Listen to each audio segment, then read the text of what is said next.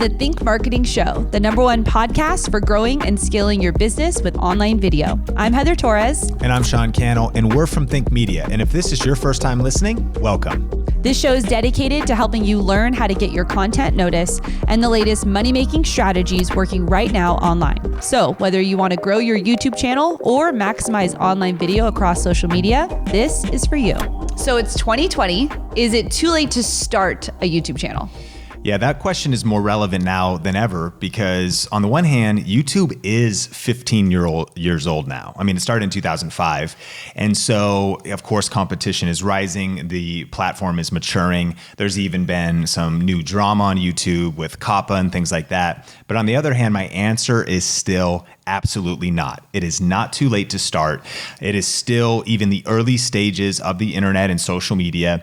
And I think the fact is we're still seeing people rise, build channels. Yes, there's new challenges, but there's also new opportunities every single day. So I'd say no, it's not too late to start if you've got the right tips and strategies. So a lot of people that come onto the platform think that you need to vlog your life. You want to just create general content. Do you have some examples of people who are crushing it right now on YouTube? Yeah, not only some examples of people crushing it, but I actually did some research of some people who only started in like the last year or so. And so I looked up like Dr. iHealth. He's a part of our Video Ranking Academy community. He's about a year in. He's uploading 5 videos a month. He's at 80,000 subscribers. He's getting 23,000 views a month or 1.2 million views a month, growing by 23,000 subscribers. It's crazy. His channel's blown up. And he's an eye doctor. And I think what we learned from that is that he's in a niche of actually helping people with what's wrong with my eye or colored contact lenses. He's doing something specific. Another example is Vanessa Lau. We actually interviewed her over on our channel, Video Influencers. She's doing 4 videos a month, 11,000 new subscribers a month. She's only 1 year into YouTube. She has niched down in a couple ways. She helps people with social media advice, but specifically millennials and even probably more millennial females. So niching down, starting in just the last year. Now, you can't really reference people that have started in the last week or so because it takes time to grow on YouTube, but people are crushing it in the now era with today's challenges. In celebration of the launch of this brand new podcast, we're giving away 2 tickets to our annual conference, Grow with Video Live, a $1,500 value.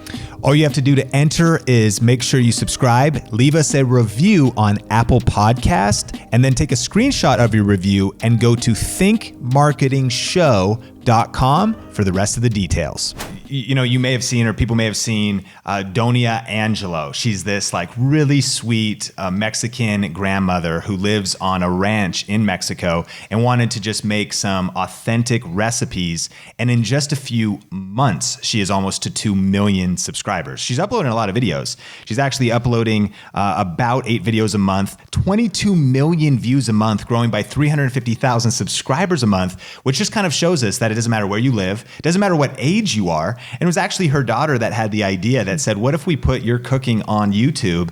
And so I think that these are the types of illustrations. Roger Wakefield, the expert plumber. You know, he's a residential service provider that is early stage in YouTube. He's about a year in. He's uploading a lot of videos, 15 videos a month, but he's growing by 3,100 subscribers a month. He's almost to 20,000 subscribers. So I think all of these examples are just showing us, no matter what age you are, ethnicity, background, whether you're using YouTube for business, for social media advice, that the opportunity, it's just still happening. There really is no excuses. You can complain about it being crowded or complain about challenges, but all those excuses are being destroyed by the examples of people that are just taking action, putting in the hustle, and being intelligent with their strategy. Yeah, and now there has been a lot of drama wrapped around YouTube. You know, 60 Minutes just did a full expo on them, and there's a lot happening. Is it still a platform that I know you love YouTube, but you know, is it a platform that you still think is alive and well? Yeah, I think so. Absolutely. You know, because at the same time, while there's increasing drama, which I think that's just the progression of anything. I mean, it's like we want to have success without conflict, but there is never going to be anything great done without challenges. It's an uphill battle. Like everything worthwhile is uphill. And so, yeah, there's challenges, but also there's now over 2 billion monthly active users on YouTube. YouTube TV is alive and well. I was just having lunch in Las Vegas because my brother's out here for the Amazon conference, and he was talking about how him and his wife only use YouTube TV now. They've cut the cord everywhere else. So YouTube as a company is the most viewed video platform online. It's the second most visited website online. It's the second largest search engine in the world. So it's like, what are we talking about? Like, there's so much opportunity there. There's all the eyeballs are there. So yeah, I mean, it's still alive and well. I think if you're creating kids content, but we're also going to see the evolution of that. There are some challenges with COPPA for everybody else. Like for anybody who's not targeting anybody under age 13, like you should really still dive into YouTube because I think it's going to be an incredible year, but even a next incredible decade in YouTube's life. And so what do you think are some mistakes? Like there's key mistakes that people make when they get started on the platform. Yeah, I mean, I think when you're starting on YouTube, some of the biggest mistakes is starting without a plan. I mean, it's kind of true with anything. If you fail to plan, you plan to fail. I think the other mistake that people make is there is this myth about social media that it's kind of like this magic pill. And that's what we all want. You know, we might be up late night, we're watching some infomercials and we see this electrode machine. That's like, you want 6-pack abs? All you got to do is connect these electrodes, sit and watch TV, eat Cheetos and turn it on and it'll zap you into a 6-pack. Well, that doesn't work, right? You actually have to change the way you eat, start exercising to change your physique. If you want to crush it on YouTube, you actually have to invest in YouTube. I think it's shifting your mindset from dabbling and going into really dominating and saying, I'm going to treat this serious. I'm going to treat this like a real business. And, you know, business is competitive. Like all the businesses, all the coffee shops in Las Vegas right now, where we're recording this, they're not just rolling over and thinking that if our coffee sucks or if we only open a couple days a week and we're not consistent with our hours and if, you know, our service is inconsistent, oh yeah, we're entitled to success. No, you would never think that in business, but people approach social media, YouTube, sometimes with that mentality. Oh, I'll upload whenever. I'm lobbing out a video. Why am I not growing? Just kind of with this half-hearted approach. No, you got to stop dabbling and start dominating. And I think when you put that energy and that focus into it, that's where the magic happens. Yeah. And, you know, we started this out saying YouTube is now 15 years old, and that comes with different complexities of how you were to start on YouTube. So what is like your strategy? Like, what do you have that is like, I'm starting now, 15 years into this platform. What do you suggest?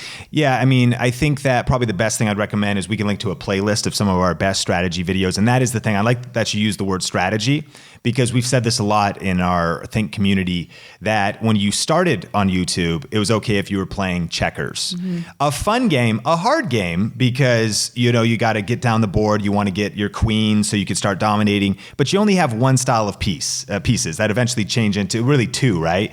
And it's a little simpler. Well, you compare checkers to chess. Mm-hmm. You've got pawns, knights, rooks, you know, you've got the king and the queen. There's so many different moves, so many different aspects to the strategy. And you hear chess related to a lot of things, related to politics. You got to be playing chess. To business, you got to be playing chess. Why? Because you need to be thinking multidimensionally. You need to be thinking in 4D. People saying you're playing 4D chess. I think that's the secret to YouTube right now. It's saying, no, I need a real strategy, like a real approach to this. I can't just, you know, yes, you got to punch fear in the face and press record, but you need to plan on paper. You need to really think about what your end goal is. Think about your content schedule. Think about how you're tying into trends and those types of things. And we don't have enough time to go into that here. So I would say definitely check out that playlist of videos that we have on that content and stop playing checkers and start playing chess if you want to win in 2020 and beyond. Thanks for checking out this episode. We hope you got a ton of value. And if you haven't already, subscribe here to the Think Marketing Show wherever you're watching or listening.